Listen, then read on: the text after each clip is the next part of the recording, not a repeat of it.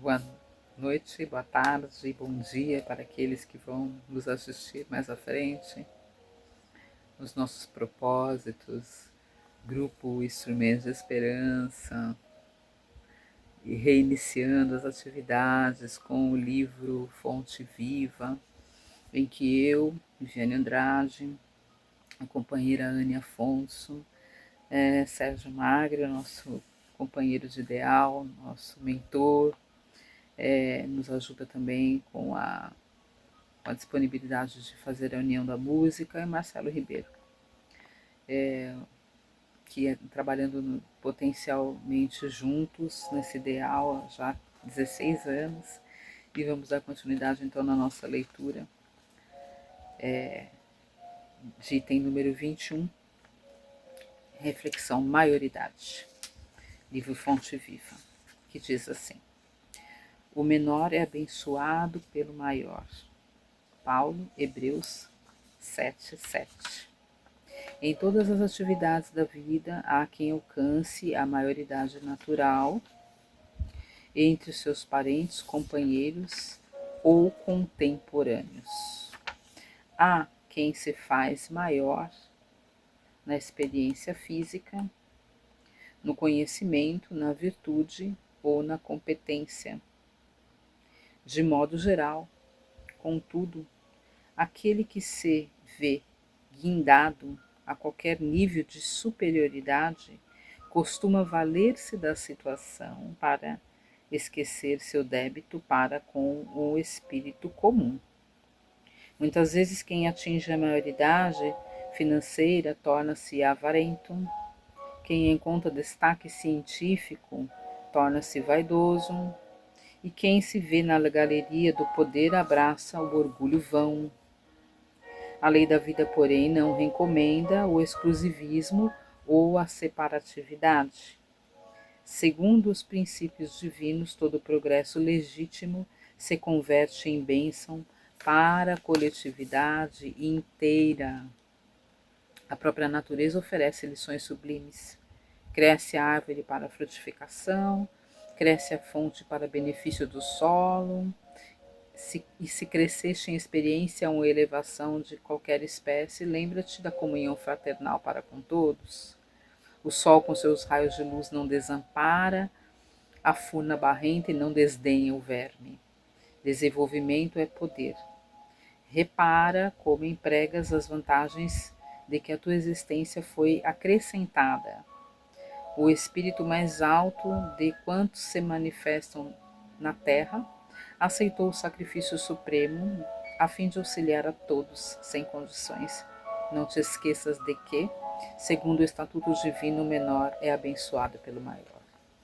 Uma lição maravilhosa, nos trazendo essa luz da consciência, dos nossos deveres, das nossas tarefas, de estender a nossa mão àqueles que nos agregam, aqueles que estão conosco, sem nos colocarmos na condição de superioridade, de ego, porque ele vem fazer a comparação que o melhor, com certeza, que esteve entre nós, que tinha superioridade absoluta e nos ajuda até hoje, trabalha incessantemente para nos ajudar, para governar a nossa condição, nos dando os maiores exemplos. E aqui no dicionário define-se essa palavra maioridade na capacidade de governar a si próprio. Vou arrumar aqui. Fala-se dessa característica do indivíduo que leva a desenvolver nas suas encarnações esse propósito, né, da dominância, de dominar os seus impulsos e trabalhar os seus talentos, as suas aptidões, para partilhar, para ajudar a si mesmo e ajudar o seu semelhante no caminho do bem, a repassar, né, a transmitir, a levar ao seu derredor, distribuindo a todos aqueles que queiram, claro, sem exclusividade, sem sentir orgulho nem vaidade, né?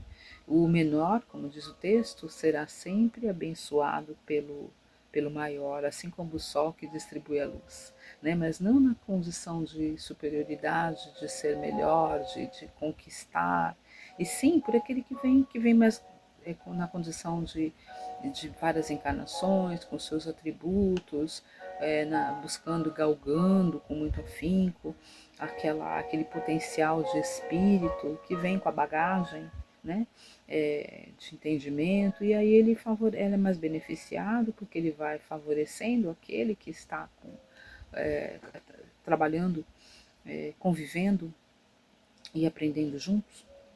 O espírito mais elevado que estagiou na terra concede essas bênçãos, né, com a sua misericórdia, o que fala o texto, e até hoje o Messias convida a seguir e convida que nós sigamos o seu legado, aquilo que nos deixou.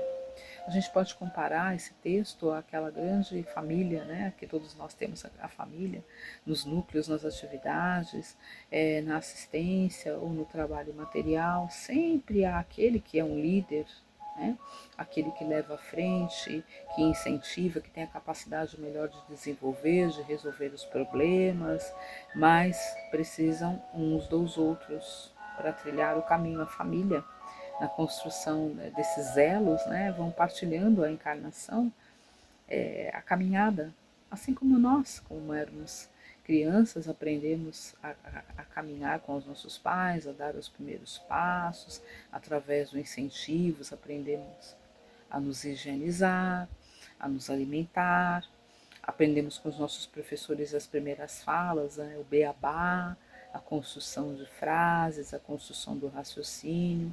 Assim é o espírito aqui na jornada reencarnatória, quando ele vai conquistando essa maioridade, que é uma conquista através de muito trabalho, mas não se conquista a maioridade no individualismo. Quando nós estamos ajudando uns aos outros, colocando esses nossos talentos, né, esse nosso potencial no trabalho de amor, no trabalho de ajudar uns aos outros, não nos colocando na posição de destaque, e sim como discípulos do Mestre, e com a verdadeira conquista, que é a conquista da real humildade, né? Exemplo de Jesus, se extirpando a pretensiosa vaidade, o pretensioso orgulho, sem nos tornarmos ávaros, sem nos tornarmos avarentos, sem nos tornarmos impositivos, que só a nossa ideia que prevalece, e nos afastando dos ensinamentos de Jesus. Como nos diz aqui, o bem é para a coletividade inteira. Então, se nós temos esses nossos talentos, as nossas dádivas, que possamos utilizar para o bem maior. Nós estamos aqui, na verdade, de passagem. E o que nós vamos querer deixar, né, para do nosso legado aqui na Terra? Lembremos que Jesus se fez menor e é o maior entre todos nós. E veio entre nós para despertar justamente esses valores, os valores do nosso espírito imortal. Que Jesus então nos abençoe, instrumentos de esperança. Início de 2026 com muita alegria, com muito amor, e aí nós vamos partir para a nossa caminhada nessa missão que nós escolhemos. Que Jesus nos abençoe, um grande abraço e até o próximo encontro. Graças a Deus. Graças a Jesus.